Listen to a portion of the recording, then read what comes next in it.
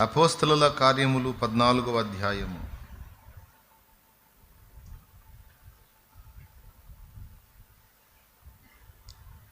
అపోస్తలుల కార్యములు 14వ అధ్యాయము.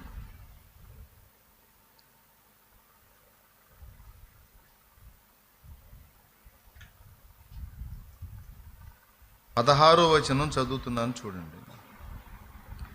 ఆయన గత కాలములలో సమస్త జనులను తమ తమ మార్గముల యందు నడువనిచ్చెను. అయినను ఆయన ఆకాశము నుండి మీకు వర్షమును ఫలవంతములైన ఋతువులను దయచేయుచు ఆహారమును అనుగ్రహించుచు ఉల్లాసముతో మీ హృదయములను నింపుచు మేలు చేయుట చేత తన్ను గూర్చి సాక్ష్యము లేకుండా చేయలేదని బిగ్గరగా చెప్పింది. చిన్నమాట ప్రార్థన చేసుకుందాం. ప్రేమ కలిగిన మా మహాపరిశుద్ధ తండ్రి, నీకు స్తోత్రము. నీ దయాపూర్వక సంకల్పాన్ని బట్టి బుధవారం వేళ మమ్మల్ని ఇట్లా సమకూర్చిన విధానం కొరకు స్తోత్రము. నీ దయతో రోజు ఎక్కడో చోట నీ పనిలో వాడుకుంటా ఉన్నావు. నీ కృపయ్య 2025 నుంచి నీ కార్యం ప్రత్యేకంగా మొదలుపెట్టావు తండ్రి, నీకు స్తోత్రము. ఒక దినము కూడా విడిచిపెట్టకుండా ప్రతి దినము నీ పనిలో పరిగెత్తే భాగ్యం ఇచ్చినందుకు కృతజ్ఞతాస్తుతులు నా తండ్రి. నా కొండ, నా కోట, నా ఆశ్రయమా, నా కేడమా, నా దుర్గమా, నాకు అత్యంత ప్రియుడా, నా ప్రాణమునకు ఇష్టమైన వాడా, నా యేసయ్యా నీకు వందనాలయ్యా, స్తోత్రాలయ్యా, స్తుతులయ్యా. నా బంగారు తండ్రి నీకు వందనాలు. నా రాజా నీకు స్తోత్రములు. రక్షక యేసు ప్రభువా స్తోత్రమయ్యా, స్తోత్రమయ్యా.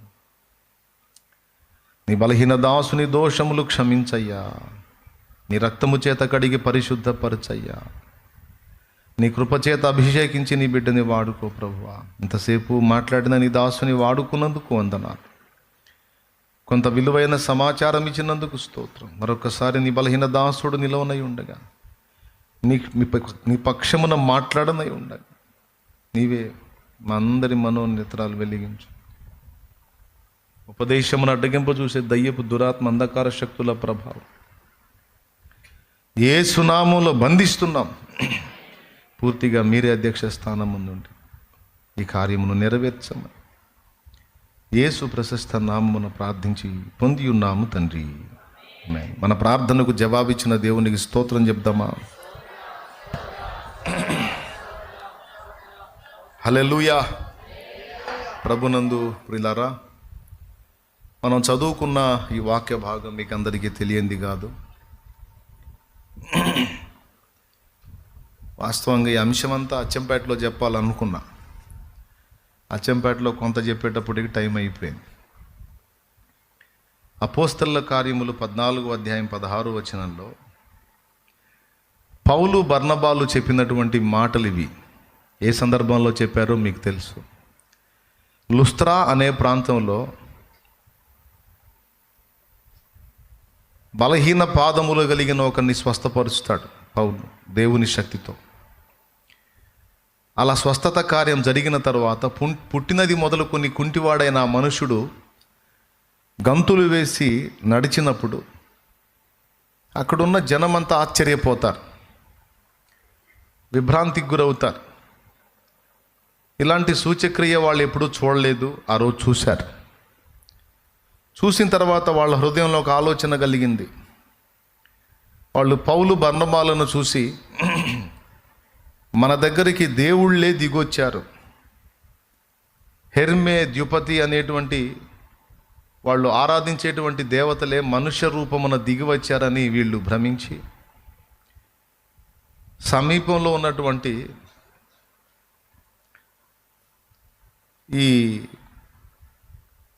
ద్యుపతి యొక్క పూజారి ఎడ్లను, పూదండలను ద్వారముల యొద్దకు తీసుకొని వచ్చి సమూహముతో కలిసి బలి అర్పించాలనుకున్నారు. జరిగిన స్వస్థత కార్యం చూసి, అంటే వాళ్ళు బహుదేవతారాధకులు. వీళ్ళిద్దరూ కలిసి చేసినటువంటి కార్యం చూసి వాళ్ళు ఆరాధించేటువంటి ప్రసిద్ధిగాంచినటువంటి దేవతల్లో ఇద్దరు మనుష్య రూపంలో దిగొచ్చారని వీళ్ళు భ్రమించిన వారై 2 పనులు చేయబోనుకున్నారు. ఒకటి దండలతో సన్మానించాలనుకున్నారు, రెండవది ఎడ్లను తీసుకొచ్చి వాళ్లకు బలివ్వటానికి ఇష్టపడ్డారు. ఈ సంఘటన చూసి వీళ్ళిద్దరూ బిత్తరపోయారు. ఇక వాళ్ళు పెద్ద సందడి స్టార్ట్ అయింది అక్కడ. అరే, దేవుళ్ళు మన మధ్యలోకి దిగొచ్చారు, దేవుళ్ళు మన మధ్యలోకి దిగొచ్చారు, మామూలు కార్యం కాదు, మనుషుడు ఎవడూ చేయలేడు, పుట్టింది మొదలుకొని కుంటివాడైన మనుషునికి ఏ మనుషుడైనా కాళ్ళు ఇవ్వగలడా, ఒక్క మాటతో కాళ్ళు వచ్చినాయి అంటే వీళ్ళు దేవుళ్ళు గాక మరి ఏమవుతారని ఆ సూచిక క్రియను బట్టి వాళ్ళు వీళ్ళని దేవతల్ని చేసి దేవుళ్ళని చేసి మొక్కటానికి మొదలు పెడితే, పౌలు బర్నబాలు ఏం చేశారంటే వస్త్రాలు దించుకున్నారండి. వాళ్ళు అపోస్తలులైన బర్నబాయు పౌలును ఈ సంగతి విని తమ వస్త్రములు చించుకొని సమూహములోనికి చొరబడి, అయ్యలారా, మీరెందుకు ఇలాగూ చేయుచున్నారు? మేము కూడా మీ స్వభావం వంటి స్వభావం గల నరులమే. మీరు ఈ వ్యర్థమైన వాటిని విడిచిపెట్టి ఆకాశమును, భూమిని, సముద్రమును, వాటిలో ఉండు సమస్తమును సృజించిన జీవము గల దేవుని వైపు తిరగవలనని మీకు సువార్త ప్రకటించుచున్నాము అని చెప్పారు. మీరు మమ్మల్ని దేవతలని ఎందుకు అనుకుంటున్నారు? మేము మనుషులమే, మీ స్వభావం వంటి స్వభావం గల మనుషులమే. మీలో ఎలాంటి నేచర్ ఉందో మాలో కూడా అలాంటి నేచరే ఉంది. మీలో ప్రకృతి విధానంగా ఏవేవి లక్షణాలు ఉన్నాయో మాలో కూడా అవే ఉన్నాయి. మేమేం స్పెషల్ కాదు, మేము మనుషులమే. ఈ మనుషుల్ని, భూమిని, ఆకాశాన్ని, సముద్రాన్ని, సమస్తమును సృష్టించిన సృష్టికర్త ఒకడు ఉన్నాడు. మనమందరము కలిసి ఆయనకే మొక్కి ఆయన్నే సేవించాలి, ఆయన వైపు తిరగాలి అనే మీకు శుభవార్త ప్రకటిస్తున్నాం. అలా ప్రకటించడానికి వచ్చిన దేవుని పరిచారకులమే తప్ప మేము దైవములము కాదు అని వాళ్ళు చెప్పటానికి బహు కష్టమైపోయింది. వాళ్ళని సన్మానించడానికి ప్రజలు తండోపతండాలుగా బయలుదేరి వస్తే సన్మానానికి ప్రతిగా అవమానాన్ని తాము చేసుకున్నారు. తమను సన్మానించడానికి ప్రజలు మొదలు పెడితే దాన్ని అవమానంగా మార్చుకున్నారు. ఎందుకంటే సన్మానం దక్కాల్సింది మాకు కాదు, మా ప్రభువుకు దక్కాలది. ఎందుకంటే వానిని స్వస్థపరిచింది మేము కాదు, మా ప్రభు. మేము ఎవరిని ప్రకటిస్తున్నామో ఆయన నామములో వానికి స్వస్థత వచ్చింది అని ప్రభువుని గురించి పరిచయం చేయడానికి, ప్రభువుకి మహిమ రావడానికి వీళ్ళు తమను తాము అవమానపరుచుకున్నారు. వస్త్రాలను చించుకోవటం అంటే తమను తాము అవమానపరుచుకోవటం. అంటే దేవుని మహిమను దేవునికే ఆపాదించాలి కానీ మనం తీసుకోకూడదు అనే స్పర్శ కలిగిన వారు పౌలు, బర్నబాలు. ఎప్పుడైనా ఎక్కడైనా ఎవరైనా మనల్ని దేన్ని బట్టి అయినా ఘనపరిస్తే, సన్మానించడానికి ప్రయత్నిస్తే, గొప్ప చేసి మాట్లాడితే తప్పకుండా వాటిని దేవుని వైపుకు తిప్పాలి. అదంతా దేవుని కృపండి, దేవుని దయ, దేవుని మంచితనం, దేవుడు నాకు సహాయం చేశాడు కాబట్టి ఇవన్నీ ఇలా చేయగలిగాను, ఆయన కృప లేకుండా, ఆయన దయ లేకుండా, ఆయన సహాయం లేకుండా నా వల్ల ఏది కాదు అని ప్రజలు మనకిచ్చే ఘనతని మనం ఖచ్చితంగా దేవునికే ఆపాదించడం నేర్చుకోవాలి. మనసులో కూడా దాన్ని స్వాగతించకూడదు. ఎందుకంటే దేవుడు హృదయాలు ఎరిగినవాడు. ఇక్కడ కూర్చున్న మీ అందరికీ చెప్తున్నా, లైవ్ ద్వారా అందుబాటులోకి వచ్చిన బిడ్డలకు వందనాలు చెప్పి చెప్తున్నాను. మనం ప్రార్థించిన, ఎవరికైనా కార్యం జరిగినా, మనం ఏదన్నా చేయి జాపి ఎవరికైనా హెల్ప్ చేసినా, ఎవరి ఎడలన్నా ప్రేమ చూపినా, వారు తిరిగి మనల్ని ఘనపరచడానికి మొదలుపెట్టినప్పుడు ఎట్టి పరిస్థితుల్లో ఆ ఘనతని మనం స్వీకరించకూడదు. మనసులో కూడా దానికి స్థానం ఇవ్వకూడదు. ఇదంతా నా దేవుని కృప, నా దేవుని దయ, నా దేవుని దానం, ఆయన కృపతో నన్ను వాడుకున్నాడు, ఎవరికంటే నేను ఎక్కువ కాదు అనే స్పృహ మనం ఎప్పుడూ కలిగి ఉండాలి. ఆ మహిమంతటిని కూడా దేవునికి ఆపాదించటం ద్వారా మనం బ్రతికిపోతాం, ధన్యులమవుతాం, కృతజ్ఞత కలిగిన వారం అవుతాం, గొప్ప కీడు నుంచి తప్పించుకుంటాం. సౌలు యుద్ధాలు గెలిచినప్పుడు ప్రజలు సౌలు గురించి స్తుతులు పాడారు. సౌలు గురించి స్తుతులు పాడినప్పుడు సౌలు ఆ స్తుతుల్ని స్వీకరించాడు. తర్వాత అదే అతని నాశనానికి కారణమైంది. స్తుతి పొందడానికి అర్హుడు, స్తోత్రార్హుడు ఒక్కడే, ప్రభు అయిన యేసుక్రీస్తు, తండ్రి అయిన దేవుడు, పరిశుద్ధాత్ముడు, త్రియేక దేవుడు ఒక్కడే స్తోత్రార్హుడు, స్తుతిపాత్రుడు, ఆరాధనీయుడు, అభినందనీయుడు, సన్నుతింపదగినవాడు, స్తోత్రము పొందదగినవాడు. ఇంకెవ్వడికి లేదు అర్హత. ఎవరైనా వాటిని స్వీకరింపబూనుకుంటే తమ నాశనము తామే తెచ్చుకున్నట్టు అయిద్ది అనేది ఒక పాఠం ఇక్కడ. మహిమను వెతకొద్దు. మన స్వీయ మహిమను, స్వీయ గుర్తింపును, స్వీయ ఘనతను మనం ఎట్టి పరిస్థితుల్లో హృదయమందు ఆశించకూడదు, ఆలోచించకూడదు. మన ద్వారా దేవుడు జరిగించే కార్యాలను బట్టి ప్రజలు మనల్ని ఘనపరచడానికి ఇష్టపడినా మనం దాన్ని స్వాగతించకూడదు. అది దేవునికే ఆపాదించాలి. అది ఎప్పటికైనా ఎంతటికైనా మనకు అది క్షేమం.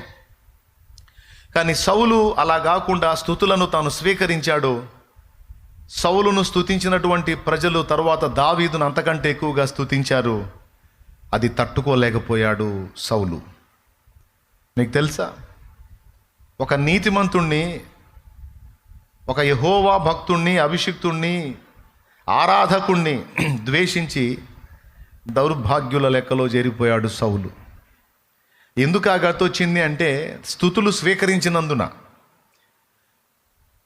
అంతకుముందు సౌలు యుద్ధాలు గెలిచినప్పుడు సౌలు వేల కొలది గెలిచాడని స్తుతులు పాడారట.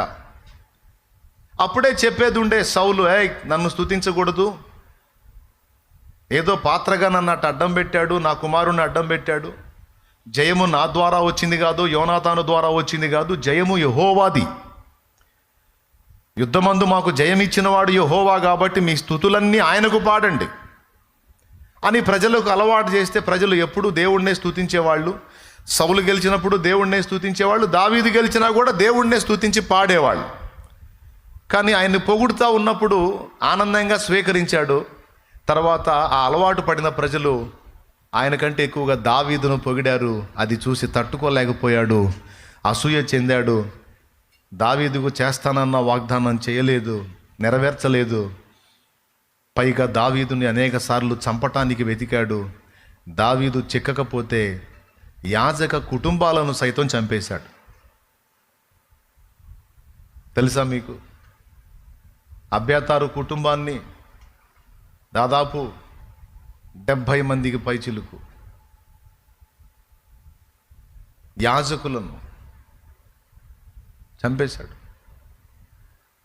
చివరికి తన ఈట మీద తనే పడి, తన కత్తితో తనే పొడుచుకొని చావాల్సిన గతి సౌలుకు పట్టింది. ఎందుకంటే దేవుని మహిమను తను కోరినందున, దేవునికి దక్కాల్సినటువంటి మహిమను దక్కనీయకుండా తను స్వీకరించడానికి పూనుకొన్నందున తన నాశనము తనకే వచ్చింది.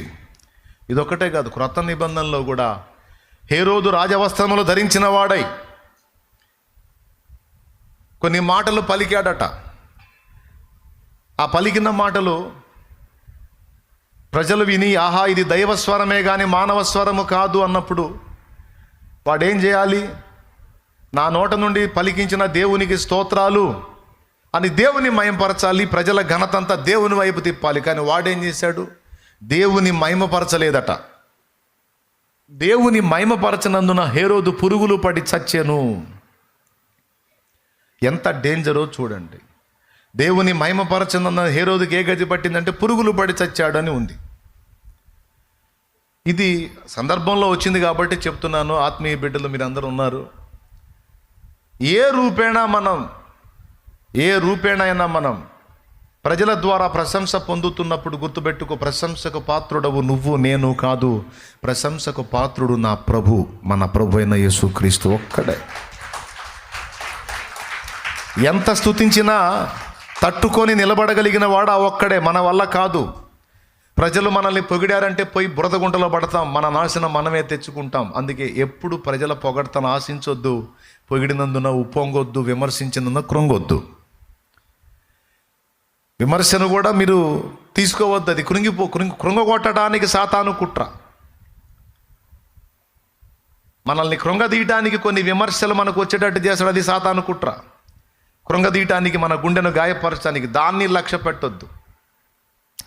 జాన్ హైడ్ అనే దైవజనుడు అన్నాడు, దూషణ భూషణలన్నీ నా ప్రభువుకే చెందును.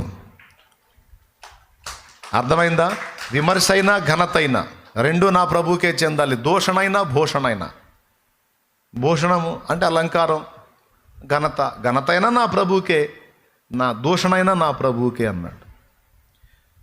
నేనైతే ఇంకొక దారుణమైన మాట అంటాను, ఏంటంటే దూషణకు మనం తగిన వారం కానీ భూషణకు మన ప్రభువే తగినవాడు.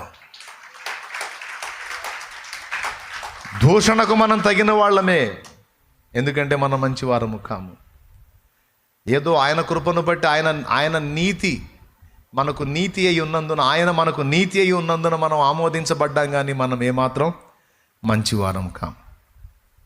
కనుక దూషణకు మనం పాత్రులమే, కానీ భూషణకు మాత్రం మన ప్రభు పాత్రుడు. ఇది లైఫ్ లాంగ్ గుర్తుపెట్టుకోండి.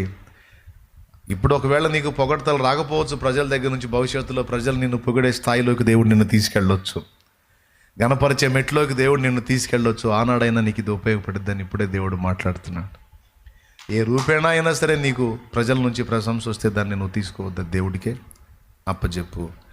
మనసులో కూడా దాన్ని బట్టి సంతోషించొద్దు. ఒకవేళ ప్రజలు ఎవరైనా నిన్ను అలా గణపరిస్తే కన్నీళ్లతో దేవుని వైపు చూసి, ఇది నీ కృప కదా ప్రభు అని దేవుని మహింపరచు. ఇది నీ దయ కదా ప్రభు. వాళ్ళ హృదయంలో అంతా గౌరవ స్థానం దొరికింది అంటే ఇది నీ కృప కదా. నా దగ్గర ఏ మంచి ఉంది తండ్రి, ఏ నీతి ఉంది, ఇది నీ దయా దానం అని ప్రజలతో చెప్పొచ్చు, ప్రభుతో కూడా కన్నీళ్లతో చెప్పొచ్చు. దేవుడు సంతోషిస్తాడు. ఆయన మనసు ఏంటంటే మనం ఏ కొంచెం మంచిగా ప్రవర్తించినా మనల్ని ఘనపరచాలని ఇష్టపడతాడు. ఆ పిచ్చి మహారాజు మనసు అది, మనల్ని ఘనపరుస్తాడు. ఆ ఘనతని కూడా మనం దేవుని వైపే తిప్పాలి అనేది మర్చిపోవద్దు. సరే, తర్వాత పాయింట్ చూద్దాం. కిందికి మనం చదివితే వాళ్ళు ఒక మాట అన్నారు. ఆ మాటని మీకు ఇందాక చదివి వినిపించినది 16. ఆయన గత కాలములలో సమస్త జనులను తమ తమ మార్గముల యందు నడువనిచ్చెను. అయినను ఆయన ఆకాశము నుండి మీకు వర్షమును ఫలవంతములైన ఋతువులను దయచేయుచు, ఆహారమును అనుగ్రహించుచు, ఉల్లాసముతో మీ హృదయములను నింపుచు, మేలు చేయుట చేత తనను గూర్చి సాక్ష్యము లేకుండా చేయలేదని బిగ్గరగా చెప్పారు. ఇది చాలా విలువైన విషయము. ఇది అటు అన్యులకి ఇటు క్రైస్తవులకు కూడా ఉపయోగపడేటువంటి మాట. ఒకసారి గట్టిగా స్తోత్రం చెప్పండి. గత కాలమందు ఆయన జనులను తమ తమ మార్గముల యందు నడవనిచ్చెను అన్నాడు. ఇక్కడ 17 అయితే ఆయన ఆ అజ్ఞాన కాలములను చూచి చూడనట్టుగా ఊరుకొనెను అంటాడు. చూస్తారా? ఇక్కడేమో గత కాలమందు జనులను తమ తమ మార్గముల యందు ఆయన నడవనిచ్చాడు అన్నది. 17వ అధ్యాయం జస్ట్ ఒక పేజీ మీరు తిప్పితే అపోస్తలుల కార్యములు 17వ అధ్యాయము ఒకసారి 30వ వచనం చూడండి. ఆ అజ్ఞాన కాలమును దేవుడు చూచి చూడనట్టుగా ఉండెను. ఏది? మీరు నిర్జీవమైన వాటికి మ్రొక్కుతూ బంగారము వెండి రాయి అనే వాటిని దేవత్వం పోలిందని తలంచినందున అది ఆ అజ్ఞాన కాలం. అప్పుడు దేవుడు చూచి చూడనట్టుగా ఉన్నాడు. ఇప్పుడైతే అంతటను అందరూ మారు మనసు పొందవలెనని మనుషులకు ఆజ్ఞాపించుచున్నాడు. దేవునికి స్తోత్రం. హల్లెలూయా. బాగా వినండి, కొన్ని మంచి సంగతులు మనం ధ్యానించుకుందాం. మనం ఈ మాటని చదివి అన్యజనుల్లో సువార్త చెప్పొచ్చు. ఇదే వచనం చదివి అన్యజనులకు సువార్త చెప్పే ఈ వచనాన్ని మరి సంఘానికి ఎలా ఆపాదించుదాం? సంఘానికి అంటే రక్షణ పొందిన సంఘానికి ఈ మాట ఎలా వర్తిస్తుంది అంటే అది కూడా చెప్తా. రక్షణలోనికి వచ్చిన మనము కూడా,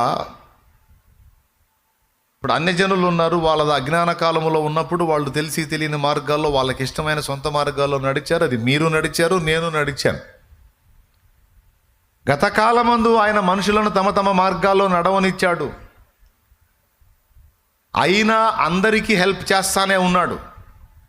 వర్షాన్ని ఇచ్చాడు, ఫలవంతమైన ఋతువులను ఇచ్చాడు, ఆహారం ఇచ్చాడు. మేలు చేయుట చేత తన్ను గూర్చిన సాక్ష్యము లేకుండా చేయలేదు.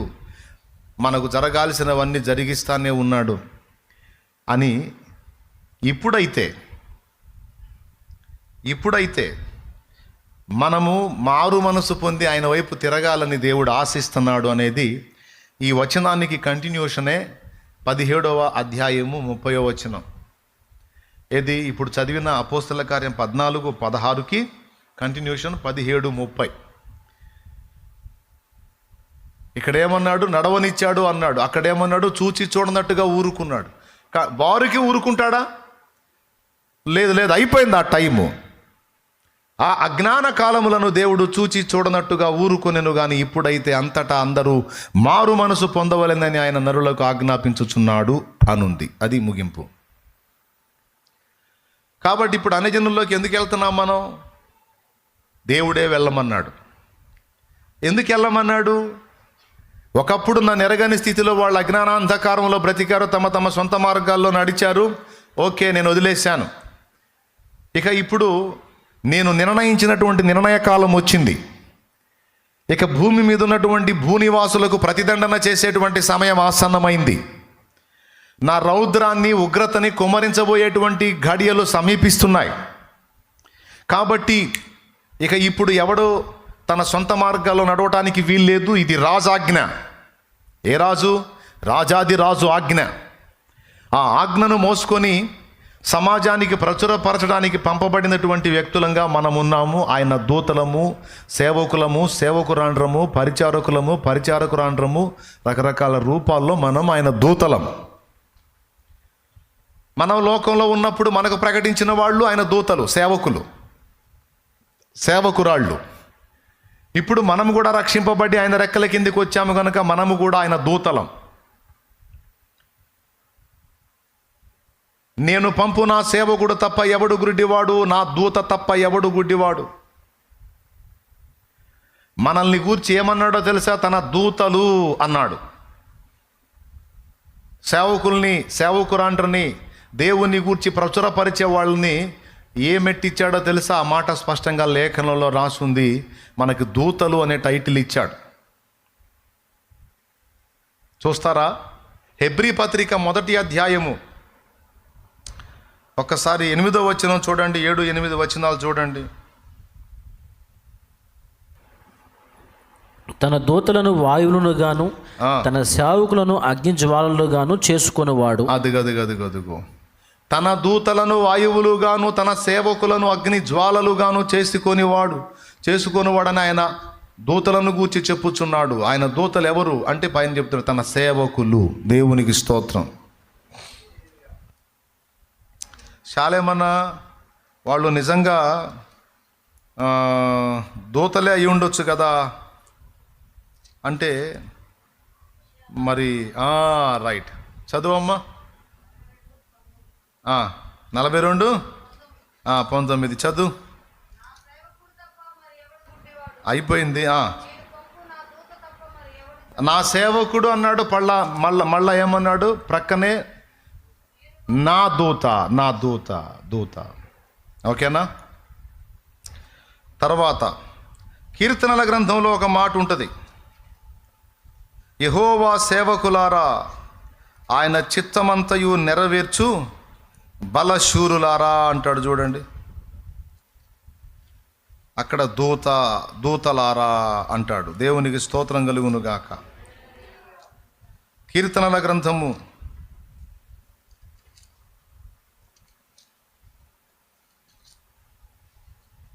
చూడండి, 103వ కీర్తన 19వ వచనం నుంచి కిందికి చదువు. 103:19. యెహోవా ఆకాశమందు తన సింహాసనమును స్థిరపరచి ఉన్నాడు. ఆయన అన్నిటి మీద రాజ్య పరిపాలన చేయుచున్నాడు. 20వ వచనం. యెహోవా దూతలారా, ఆయన ఆజ్ఞకు లోబడి ఆయన వాక్యము నెరవేర్చు బలశూరులారా, ఆయనను సన్నుతించుడి. యెహోవా సైన్యములారా, ఆయన చిత్తము నెరవేర్చు ఆయన పరిచారకులారా, మీరందరూ ఆయనను సన్నుతించుడి. యెహోవా దూతలు ఆల్రెడీ దేవుణ్ణి సన్నుతిస్తున్నారు. దావీదు ఆయన వాళ్ళకి చెప్పాల్సిన అవసరం, వాళ్ళు ఆల్రెడీ ఆ పనిలోనే ఉన్నారు. ఎవరు ఈ దూతలు? అగ్ని జ్వాలలుగా చేశాడంట, వాయువులుగా చేశాడంట.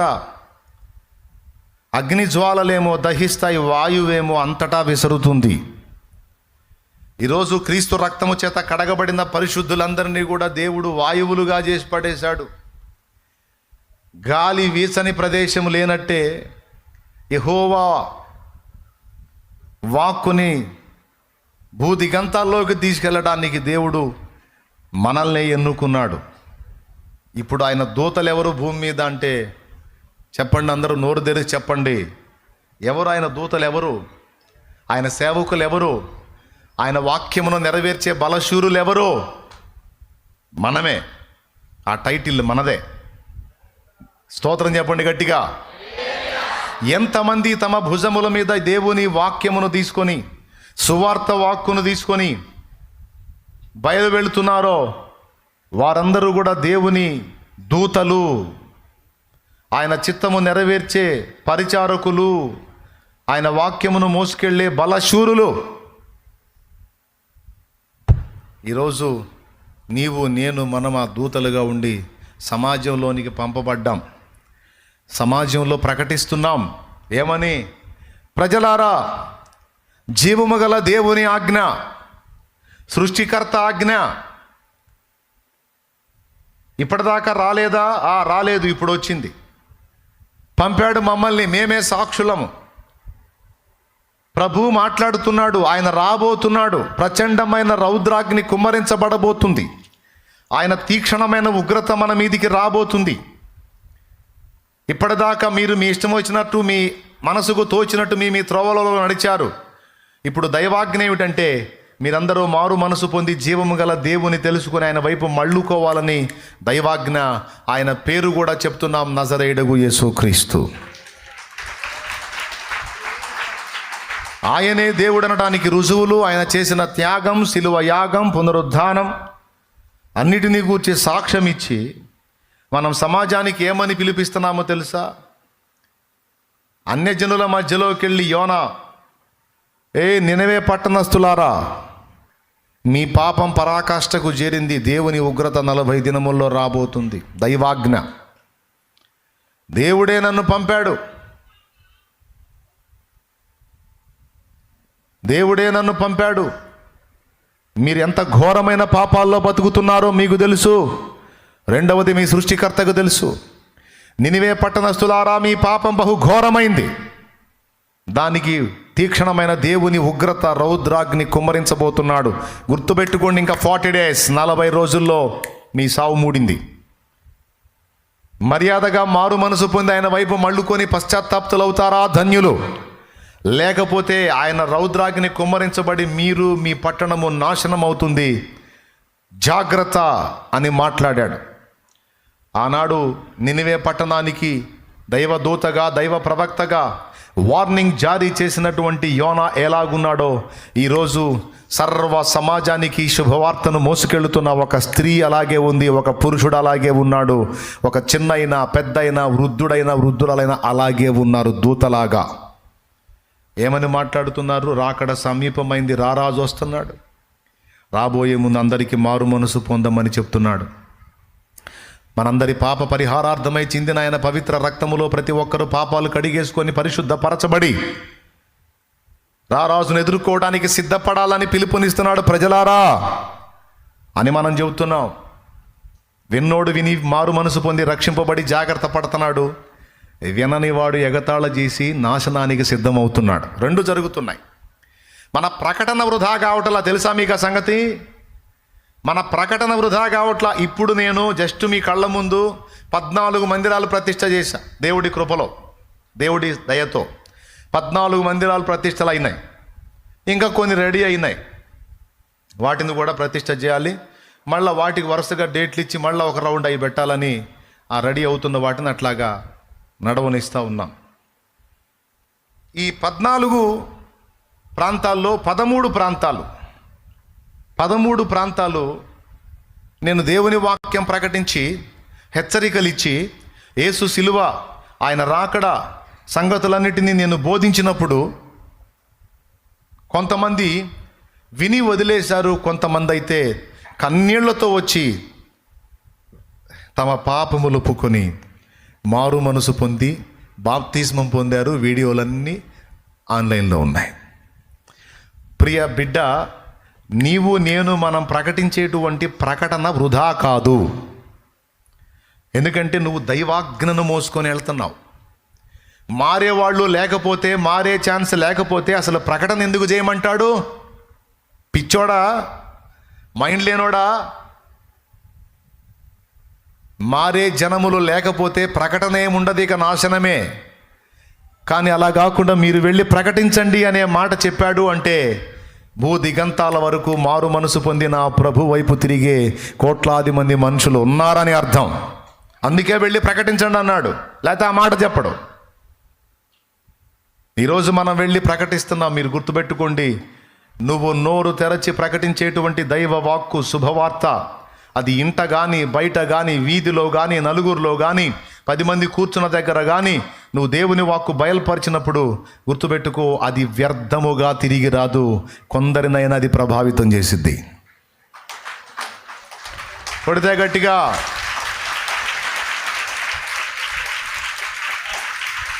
యెహోవా వాక్కు బయలు వెళ్ళెను, కార్యము చేయకయే తిరిగి వచ్చునా? కార్యము నెరవేర్చకుండా తిరిగి వచ్చిద్దా?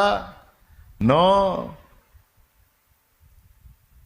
బాణం వేస్తే బాణంలో అంబు పెట్టి, విల్లంబులో అంబు పెట్టి వదిలితే అది వెళ్ళి లక్ష్యాన్ని ఢీ కొట్టినట్టు యెహోవా వాక్కు అలా ఉంటుంది. ఆ వాక్కు నీ నోట నుండి రిలీజ్ అయినప్పుడు ఖచ్చితంగా అది ఎవ్వరిలో ఒకరిలో తన పని జరిగించి వారిని తీసుకొచ్చి దేవుని ముందు సాగిలపడజేసేది. గుర్తుపెట్టుకో, మర్చిపోవద్దు. ఇది రెండవ సంగతి. ఆ వాక్యాన్ని తీసుకొని మనం వెళ్ళాం. ఏమని బోధిస్తున్నాం? అయిపోయింది టైం. ఇంతకుముందు మీరు మీ ఇష్టం వచ్చినట్టుగా మీ త్రోవల్లో నడిచారు, దేవుడు వదిలేశాడు. ఇప్పుడైతే అంతటా అందరూ ప్రతి జనముకి చెప్తున్నాడు, రేయ్ మారు మనసు పొందండి, సరిదిద్దుకోండి, పశ్చాత్తాప్తులు అవ్వండి, పాప జీవితాన్ని విడవండి, నా వైపు తిరగండి, భూదిగంత నివాసులారా నా వైపు తిరిగి రక్షణ పొంది, నా వైపు చూచి రక్షణ పొందండి. ఇదిగో మార్గం. ఇక మీ మార్గాలు కాదు, ఇక మీ చిత్తాలు మీ ఇష్టాలు కాదు, నా మార్గంలోనికి రావాలి. ఏమిటా మార్గం? నేనే మార్గమును సత్యమును. ఇంతకుముందు తమ తమ మార్గములలో నడవనిచ్చాడంట, అజ్ఞాన కాలంలో చూచి చూడనట్టుగా ఊరుకున్నాడంట. ఇప్పుడైతే అంతటా అందరూ మారు మనసు పొందవలనని, ఆ మారు మనసు పొంది మార్గం జీవం సత్యమై ఉన్న యేసులో యేసుతో నడవాల్సి ఉంది. ఇది మనం ఇవ్వాల్సిన పిలుపు. ఇది అన్యజనులకు మనం ఇస్తున్నాం బ్రదర్. దేవుని కృపను బట్టి అన్యజనులు రక్షింపబడుతున్నారు. నేను కళ్ళారా చూశాను. నేను ప్రకటించిన చోట కనీసం ఒక్క ఆత్మ అయినా రక్షింపబడకుండా ఈ కూటాలు జరగల. నేను ప్రకటించిన వాక్కు ఎక్కడా నిష్ఫలం కాలా. నువ్వు చల్లే వాక్యపు విత్తనాలు కూడా నిష్ఫలమైనవి అని అనుకుంటావేమో. గుర్తుపెట్టుకో, విత్తనాలు చల్లుట నీ పని, వాటిని మొలకెత్తేటట్టు కార్యము చేయుట నా దేవుని పని. అవి మొలకెత్తేటట్టు చేసే పని దేవుడిదే. విత్తనం చల్లుతావంతే, అంతవరకే నీ పని. దానికి శరీరాన్ని ఇచ్చి అది మొలిచి ఒక చెట్టు అయ్యేటట్టు చేసేది దేవుడి పని, నా దేవుడి పని. అయితే ఒకటి గుర్తుపెట్టుకొని సంతోషించు, నువ్వు చల్లిన విత్తనాలు, నువ్వు పడిన ప్రయాస, నువ్వు తీసుకెళ్ళిన వాక్కు నిష్ఫలమైతే కాలేదు, వ్యర్థమైతే కాలేదు, కాదు, కాబోదు. సంతోషంగా నువ్వు వెళ్ళు ముందుకి. దేవునికి మహిమ, అందుకు తిరుగులేదు. అది దైవాజ్ఞ, నువ్వు దేవుడు ఏర్పరచుకున్న దూతవి. ఆమేన్. అయితే ఇది విని అన్యజనులు మారు మనసు పొందారు. ఒకప్పుడు మనం లోకంలో ఉన్నాం, అన్యజనుల్లో ఉన్నాం. నేను అన్యజనుడినే, మీలో చాలామంది అన్యజనులే. మన దృష్టికి ఇలాంటి వాక్ వచ్చింది, సువార్త వచ్చింది, ఆయన గురించి మన దాకా తెలిసింది, ప్రభు ప్రత్యక్షత మనకు దొరికింది, మనం తిరిగాం. అట్లాగా అన్యజనులు కూడా తిరుగుతారు.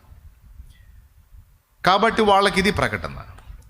మరి ఈ వచనం మనకెలా వర్తిస్తుంది అంటే 2 ముక్కలు చెప్పి ముగించేస్తాను, మీకు ఎక్కువ ఇబ్బంది లేకుండా. ఆల్రెడీ కొంత ప్రసంగం వినున్నారు కాబట్టి ఎక్కువ ఇబ్బంది పెట్టను. దేవునికి స్తోత్రం. పెద్దగా చెప్పండి. ఈ అజ్ఞాన కాలములు, సొంత మార్గములలో నడక అనేది అన్యజనులకు మాత్రమే కాదు, క్రీస్తు రక్తములో కడగబడిన పరిశుద్ధులకు కూడా జరిగిద్ది. అది పాయింట్.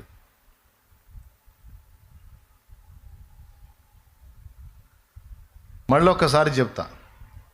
తమ తమ సొంత మార్గములలో నడచుట, అజ్ఞాన కాలములో ఉండుట అనేది అన్యజనులకే కాదు, క్రీస్తు రక్తములో కడగబడిన పరిశుద్ధులకు కూడా ఒక దశలో జరిగిద్ది. అయినా గొప్ప విషయం ఏంటంటే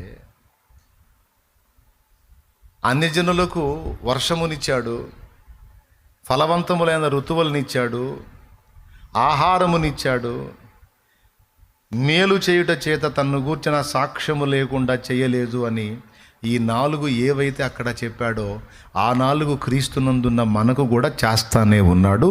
ఏ దశలో? మనం అజ్ఞానంలో ఉండగానే. మనం అజ్ఞానంలో ఎలా ఉంటామన్నా, మనం క్రీస్తు రక్తంలో కడగబడ్డప్పుడే మనం జ్ఞానంలోకి వచ్చాం కదా. ప్రభువే మనకు జ్ఞానము, నీతి, పరిశుద్ధత, విమోచనం అంటే ఇప్పుడు మనం జ్ఞానుల లెక్కలోకి వచ్చాం కదా. అంటే హలో, ప్రభువును బట్టి మనం నీతిమంతులం, ప్రభువును బట్టి మనం జ్ఞానవంతులం, ప్రభువును బట్టి పరిశుద్ధులం, ప్రభువును బట్టి విమోచింపబడిన వారం. ఇదంతా ప్రభువును బట్టి మనకు కలిగిన ఆధిక్యత తప్ప పర్సనల్గా మన వైపు మనం చూసుకుంటే మనం జ్ఞానములో కాదు, కొంత అజ్ఞానములోనే నడుస్తున్నట్టు మనకి ఇట్టే అర్థమైపోయింది. మనం పరిశుద్ధతలో కాదు, కొంత అపవిత్రతలోనే మనం ప్రయాణం చేస్తున్నట్టు మనకి ఇట్టే అర్థమైపోయింది. 2, మనం నీతిలో కాదు, కొన్నిసార్లు నీతి మాలిన క్రియల్లో నడుస్తున్నామన్న సంగతి మనకిట్టే అర్థమైపోయింది. 3, 4వది మనం విమోచింపబడటం కాదు, మనం ఇంకా విమోచింపబడలేదు అనే సంగతి మనకు అర్థమైద్ది. నేను చెప్పిన ఈ మ్యాటర్ ఎంతమందికి అర్థమైందో, అంత తేలిగ్గా అర్థం చేసుకునే అంత సీన్ మీకు లేదని నా గట్టి నమ్మకం. అందుకని సేమ్ మ్యాటర్ మళ్ళా రిపీట్ చేస్తా. స్తోత్రం చెప్పండి.